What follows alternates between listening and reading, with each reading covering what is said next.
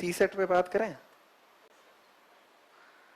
अब सी सेट पे बात करें तो मैं ऑनेस्टली आपको बता दूं, मैंने सी सेट के लिए कुछ भी नहीं पढ़ा था, ना तो कोई टेस्ट दिया था ना ही कुछ पढ़ा था, क्योंकि मैंने आपको बताया था एसएससी सेलेक्ट हुआ था मेरा। तो एसएससी का सिलेबस किसी को पता हो तो उसमें मैथ और इंग्लिश ही होता है ना। तो मैं क्या करता था, सिर्फ मैथ के 40 से क्वेश्चन करके आ जाता था दोनों में, इस बार वाले में और पिछली बार में 40-45 किए थे और छोड़ दिया था बाकी, मतलब कॉम्प्रिहेंशन पे गया ही नहीं मैं, है ना।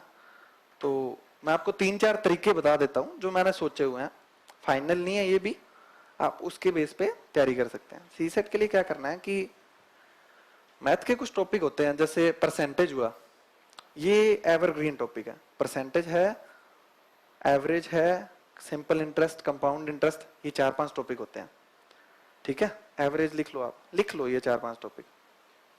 परसेंटेज का 100% लिखना है, परसेंटेज बहुत इंपॉर्टेंट टॉपिक है। प्रॉफिट एंड लॉस, ये लिंकिंग है, परसेंटेज और प्रॉफिट एंड लॉस एक जैसी है।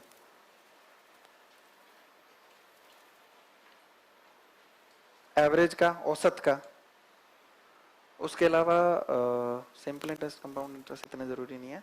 थोड़ा मिक्सचर एंड एलिगेशन, मिश्रण वाले क्वेश्चन होते हैं ना, वो कई बार यूपीएससी पूछती है।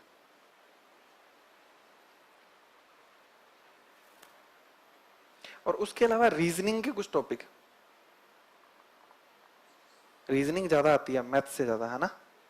रीजनिंग के कुछ टॉपिक जैसे एबीसीडी तो आपको याद होनी चाहिए कम से कम, कि ए कौन से नंबर पे आता है, आई 9 नंबर पे आता है, बस थोड़ा याद कर लेना, इतनी तो मेहनत करनी बनती है। तो रीजनिंग के कुछ टॉपिक होते हैं ना, रीजनिंग में मैं रिकॉल नहीं कर पा रहा क्योंकि, हाँ वो आप देख लेना, क्योंकि आप पेपर एनालिसिस तो करेंगे ना पिछले सालों के, वो तो करना ही है सारों में, चाहे प्रीलिम्स है, मेंस है, सी सेट है।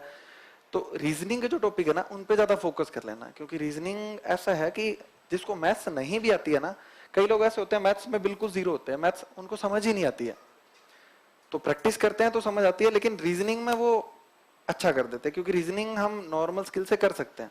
तो रीजनिंग अच्छे से तैयार कर लो, और मैथ्स के जो मैंने टॉपिक बताए इनको अच्छे से तैयार कर लो, तो इनसे फ्रीक्वेंसी ज्यादा होती है आने की।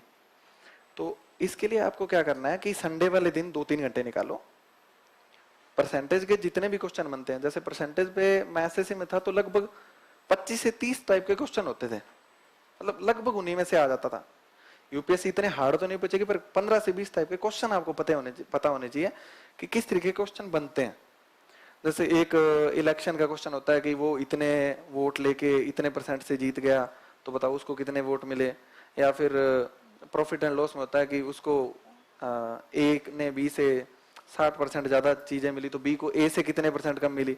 इस टाइप के क्वेश्चन होते हैं ना, वो लिख लो और उनके छोटे छोटे फॉर्मूला तैयार कर लो और उनको याद ही कर लेना है।